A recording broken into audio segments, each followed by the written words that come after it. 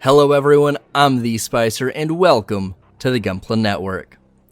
Today's unboxing of Commander Deijī from Girl Gun Lady is brought to you by the world's largest online hobby shop, HobbyLink Japan.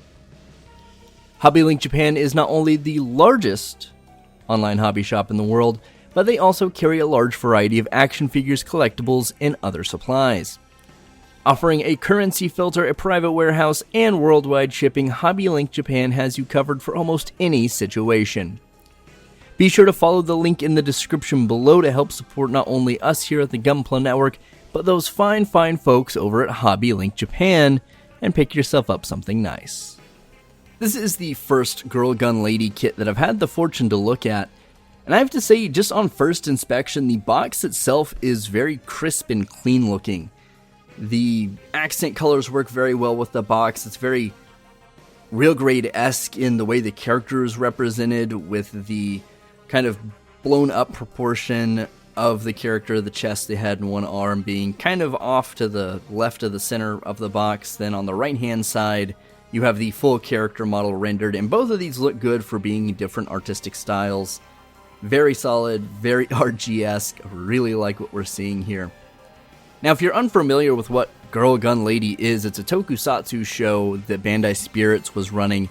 It has ended now, and you can find it over on their YouTube channel with English subtitles.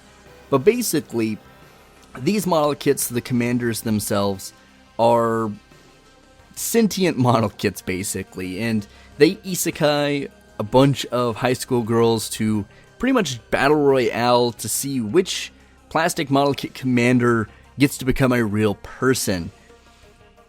Pretty crazy concept there, and of course it lends itself very well to selling model kits, as what we would assume with Bandai. But Lady Commander Deijī, the kit we're looking at today, is the main antagonist of the series, so she leads the enemy squad, if you will, from our heroes. Now, her squad is made up of 3 real-life human characters in Rei, Kitamoto, Natsuki, Higashino, and Kana Minami. All vary degrees of kind of antagonistic to the main character as well, so this squad matches very well for being the antagonist of the series. Now, Lady Commander Deijī is played by Sakura Ando, who has had some experience in the entertainment world. We're not really here to critique the show by any means, but she's done idol stuff and is just kind of big or into the entertainment industry, whether it's WWE, anime, manga, whatever it may be. Varied interests, but very good representation of this very antagonistic character. Now, on the box itself, we've covered the front, but what do we have around the other side? Well, we have some more detailed shots of the model kit this time instead of the artistic renders on the front, and looking pretty solid. Basically just saying you don't need any paint, you don't need any glue, all of this is just going to be snapped together. Very standard Bandai fare, nothing crazy there, but it is, I guess, nice to see. It's very figurized standard as well, I suppose. They have some poses, they talk about having the extra hands, different face plates, so you have a interesting number of accessories that really aren't too big in terms of accessories, just because the commanders don't really have a whole lot going on in terms of what they carry around or their weapons or anything. On the other side, we have the front and the back, so we at least know what the model kit's going to look like, both from the front and the back. We have the other characters, or the other commanders and their model kit forms. We have a little bit about Commander Deijī. Then we have about the show. Like I said, you can find it over on Bandai's YouTube channel. And then all of the legal mumbo jumbo and all of that on the other side.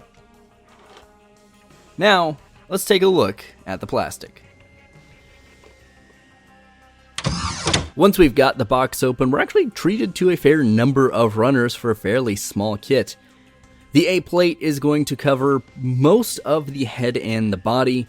So we're going to have the chest, the stomach, the head, the hair, the little fur collar thingy.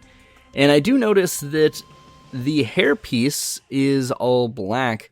So we're not going to have the red accent there. That's probably going to be a sticker unless it's on another runner, but I can't imagine it will be. So we'll see how that sticker fits in a little bit, I suppose, but at least this will make up most of the main body, and it looks pretty solid. The skin tone's nice. It looks like there's some cuts for the different stickers, so hopefully that helps in placing those.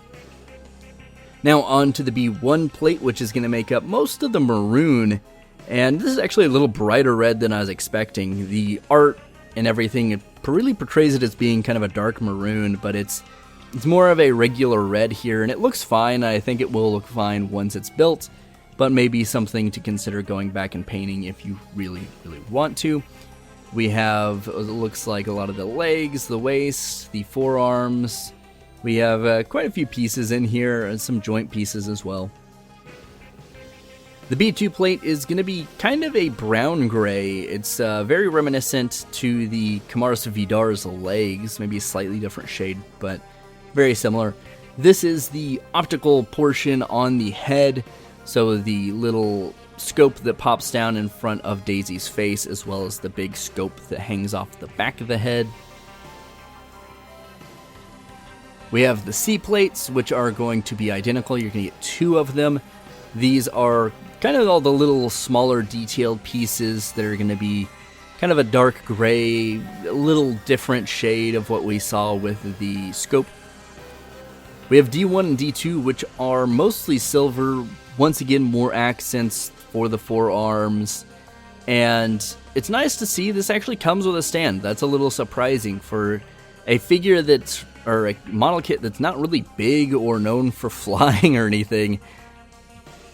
It's kind of strange, but I'm really glad we have it. We have the E1 and E2 plate making up the hands and the rest of the skin tone parts, which this I think is actually going to be the legs, and then a connector piece maybe for the neck. The hands, there's a wide variety. You have open splayed hands, pointing hands, looks like holding hands, and then you have the boots. F1 and F2 are going to be the orange clear cover for the optical sensor, and I'm not really sure what F2 is, to be entirely honest. Might be some accent pieces. I guess we'll find out when we build it. Then we have the sticker sheet, which has all the eyes, which has me very concerned because I'm terrible at sticker fitting, so hopefully these pieces go on pretty easy. Looks like we have the accent for the hair, so hopefully that fits pretty well. We have the little tattoo for the stomach and a bunch of other detailed parts, which a little concerning, but I think most of these should be cut fairly well, I would imagine, since everything's fairly well defined. Then we have the manual. Manual looks really cool. It's very reminiscent of the box, very standard Bandai fare. We have a little bit more about the character here. But one of the interesting things is they have little chibi versions of the characters in the manuals, kind of telling you what to do and how to build, and it's just the cutest thing ever. This is actually really funny, and I really wish they'd actually do this with a lot of Gundam kits, whether it's the pilot or just an SD version of the suit. I think it's actually a really neat thing to add a little bit of extra flair to the manual that kind of just gets slept on by most people. This is just a little added fun to it. And now that we have seen everything that Lady Commander Deijī has to offer before we get her built, I have to say I'm actually really excited. I've not, like I said, touched any of these kits, and everything I saw looks pretty cool. I mean, at the very least, this is going to be a good experience for sticker fitting for me, because there are quite a few stickers. But I think this is something that, honestly, without the stickers, probably looks okay out of box. I guess we'll find out once I've got it built, but I'm actually pretty excited to dive into this and see what it looks like, see what stickers I can apply, and hopefully all things go well. So wish me luck, guys. If you have any questions in the comments down below, leave them there for me, and I will do my best to answer them. If you've built this kit, let me know if there's anything I should look out for, and if you enjoyed it. Of course, check out our other content here on YouTube. Be sure to like and subscribe this video. Check out our Facebook, our Instagram, and of course our website for all the hottest news as soon as it comes out. As always, friends, I've been the Spicer for the Gunpla Network. Stay safe and keep on building.